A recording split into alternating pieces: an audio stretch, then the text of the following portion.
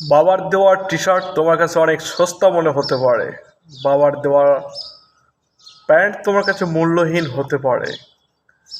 তবে বাবা যে মায়া মমতা দিয়ে যে শার্ট প্যান্ট কিনে তোমাকে দিয়েছে, এই মায়া মমতা তুমি যদি বুঝতে তাহলে তুমি ফিরিয়ে দিতে পারতে না। শুধু তুমি দেখো যে বাবা নিয়ে এসে দিয়েছে, কিন্তু কোথায় থেকে কিভাবে নিয়ে এসে দিল এটা কি তুমি কখনো ভেবে দেখেছো?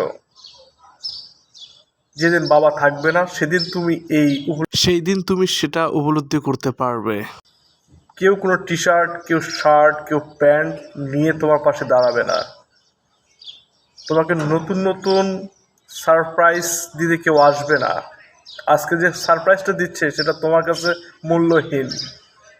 আসলে একটা কথা আছে যে যেটা না চাইতেই পাওয়া যায় তার মূল্য জিরো টলারেন্স। আসলেই কথা সত্য। যেদিন সেই মানুষটা থাকবে না সেদিন কিন্তু কেউ প্যান্ট শার্ট নিয়ে তোমার জন্য দাঁড়িয়ে থাকবে না, বসে থাকবে না।